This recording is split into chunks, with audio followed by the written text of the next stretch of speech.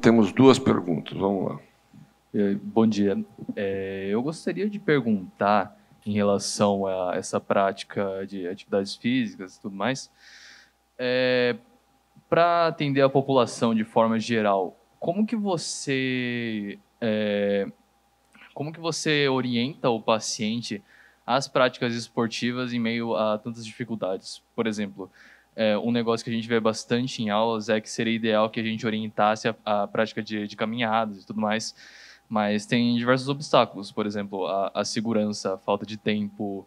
Então, eu queria saber, para atender um maior número de pessoas, como você lida com isso? Ótima pergunta. Na sequência, nós vamos apresentar duas experiências em São Paulo, uma na Santa Casa, numa UBS, e uma no estado de São Paulo, que o Diógenes vai apresentar para vocês, que foi feita no governo do estado alguns anos atrás aqui em São Paulo. Ele trabalha muito com barreiras, e aí eu vou dar uma provocada aqui no professor Valindo. Assim, muito lindo o que você falou. E na prática? Eu estou lá na UBS e eu preciso pedir uma ecocardiograma. Eu consigo fazer um eco? Eu consigo fazer eletro para todo mundo? Eu consigo... E eu preciso fazer isso para uma caminhada?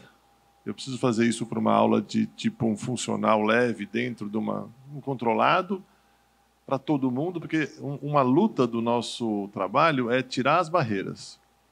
Entendeu? E a gente sabe que a barreira é um grande problema. E o médico tem uma tendência a se proteger, a pedir muito exame antes de liberar. Antigamente tinha, até que você já falou, do atestado médico. Isso era uma grande barreira. A pessoa chegava lá, não faça exercício enquanto você não conseguir fazer o seu eletrocardiograma. E ele vai levar 6 meses fazer eletrocardiograma no setor público. No setor privado a gente consegue fazer, mas no público, que é a grande maioria, a gente não consegue. E a nossa visão hoje é coisas leves, caminhada, uma ginástica com pezinhos leves, um mínimo de assistência. A nossa proposta, você vai ver que é revolucionar um pouco essa história e trazer a atividade física para dentro da UBS. Ele vai passar lá, e lá ele vai ter o educador físico, o fisioterapeuta, e vai ter o controle de todo mundo, e é integrar dentro do tratamento médico a atividade física. E aí você consegue fazer, na minha visão, você não tem que dar barreira para ninguém. Mesmo aquele velhinho de 80 anos, aquela senhora obesa com dor no joelho, ela vai se beneficiar de exercícios leves. O exercício moderado e intenso, aí com certeza você precisa de uma avaliação. O que você acha, Valinho? Boa, adorei a pergunta. Como é teu nome? Ricardo? Egberto. Boa. Vamos lá. Teria também uma possibilidade super simples, Gil, se vocês quiserem anotar, acho que vale a pena essa dica, chama Talk Test. O Talk Test é uma adaptação da percepção subjetiva do indivíduo relacionada ao esforço.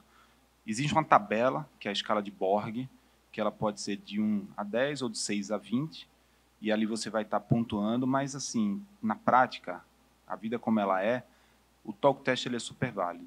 Então, se o indivíduo ele consegue fazer aquele exercício e caminhar normalmente, sem nenhum preconceito aqui, tá? Fofoca, fala de política, fala de tudo, e ele está leve. Está leve. E para o leve, ele vai ter seus benefícios ali. Talvez ele não tenha aquelas transformações tão fisiológicas, mas vai estar sendo benéfico para ele. Se você consegue falar, mas jamais cantar, e às vezes tem que interromper, ou seja, eu preciso parar um pouco, só um instantinho que eu continuo, isso aí já está um moderado. Inclusive, cabe aqui agora uma crítica para o coleguinha, se o indivíduo está lá na academia, nossa, está muito pesado, está muito forte, não está falando. Para estar muito forte, muito pesado, daqui a pouco eu falo. Tem que esperar um pouco, tá? Então, isso você consegue, na prática, colocar para os indivíduos. E você colocou muito bem, tem a barreira, a questão da segurança, mas eu posso tanto fazer em casa como na rua. Já fiz alguma apresentação em shopping, só que não foram para os, digamos assim, clientes, foram para os funcionários, não era nem para o pessoal que era lojista, era para o funcionário da manutenção e tudo. Doutor, eu acordo 4 da manhã, vou dormir 11h30 da noite, meu amigo, sobe a escada aqui, sai da escada, a escada habitual, sai da escada rolante, desce um ponto antes, faz isso. Então, se movimentar, né, Paulo? É ter movimento. O mais difícil vai ser esse indivíduo começar. Vocês são mais jovens, a grande maioria aqui, tem uma primeira lei da física, fala que um corpo estático tende a permanecer estático. E um corpo em movimento tende a permanecer em movimento. É a vida. Hoje, sair vai ser desconfortável. Amanhã, ficar vai ser incômodo. Então, vamos promover isso. Mais uma pergunta? Bom dia, parabéns pela apresentação. A gente sabe que é difícil dosar a intensidade de alguns exercícios e também a sua prática. Quando você atinge uma idade mais avançada, mais experiente, o que você consegue estabelecer como ponderado ou adequado para aquela pessoa que já pratica esporte regularmente e que poderia, então, estar extrapolando o seu limite? O que seria adequado? Excelente. Existe uma graduação que acho que é mandatória para todo médico, não só generalista, em especial do esporte, que seria eu tornar uma pessoa que não está ativa em ativa, pegar essa pessoa ativa e torná-la moderadamente ativa, pegar o que está moderado e tornar muito ativo, e pegar o muito ativo e fazer com que ele permaneça muito ativo. Tá? Não é nenhum folclore, está ali, a ciência prova isso. Quanto maior a sua idade cronológica, menor a sua tolerância a determinados esforços. Isso é fisiológico. Tá? Isso é fisiológico. O exercício intenso, ele vai ser sempre bem-vindo dentro de uma planilha.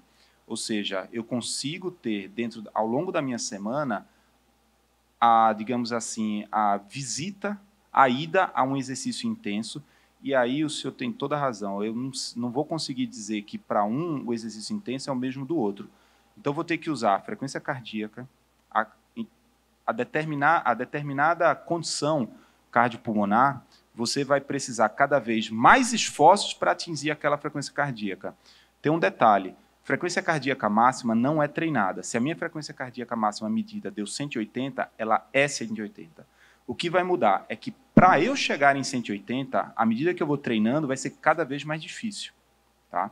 Então, a atividade física intensa para idosos, maioridade, mais experientes, ela é bem-vinda, mas aí a recomendação vai ser ao longo de uma planilha, ou seja, frequentar essa zona de treinamento 1 a 2 vezes por semana, e os demais ser moderado. Por que isso? Por conta da recuperação. Então, para que eu continue me mantendo muito ativo, eu tenho que repousar o meu organismo, eu tenho que me recuperar. E a recuperação, à medida que a idade cronológica avança, ela já não é mais a mesma. Então, uma intensidade alta para os idosos, ela vai estar sendo ali almejada no máximo a 1 a 2 vezes por semana, somente por conta dessa questão da recuperação. Porque à medida que eu vou mantendo intenso, eu posso ter queda de rendimento. Tá? Então, esse seria o famoso overtraining. E a pergunta é ótima, porque tem umas coisas que a gente vai aprendendo ao contrário. Quem tem que fazer mais exercício, o novo ou o velho? Quem acha que é o novo, levanta a mão. Quem acha que é o velho, levanta a mão. Quem tem que fazer mais tempo de exercício? 150 minutos é o básico. O novo, levanta a mão. O velho, levanta a mão. Quem não levantou a mão, pode ir embora. É interessante, a Organização Mundial de Saúde lançou as diretrizes agora, há pouco tempo, e criou uma confusão.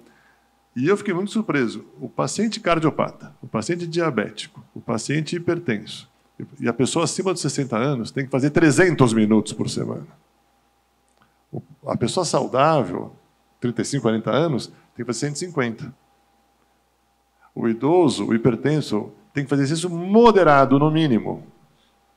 É o contrário do que a gente imagina. O velhinho senta na fila do banco. O velhinho senta, deixa o velhinho sentadinho aqui na festa. Não, vai lá buscar cafezinho para o velhinho. É o contrário. É exatamente o contrário. A nossa visão, a gente aprendeu a vida inteira a preservar o velhinho. E o velhinho preservado fica doente, cai, quebra, entra em depressão, fica triste, não pode fazer nada. Exatamente o contrário. Então, essa é a luta desse movimento, de inverter esse raciocínio e mostrar que, lógico, não vou botar o velhinho para subir no Cristo Redentor correndo, mas ele tem que andar todo dia. Ele tem que se mexer todo dia. Então, agora nós vamos chamar a doutora Michele, que ela vai mostrar para a gente, apesar que o nosso público aqui é um público bem viciado, né, Mi? Que é um pessoal que faz isso, E a Michelle faz um trabalho incrível. E vocês devem ter recebido um numerinho agora. Vocês vão ver para que serve esse numerinho. Se você quiser pular, pode. Por favor, doutora Michelle, médica da UERJ, fundadora do Movimento Médicos Atletas, diretora do Exercises Medicine Brasil.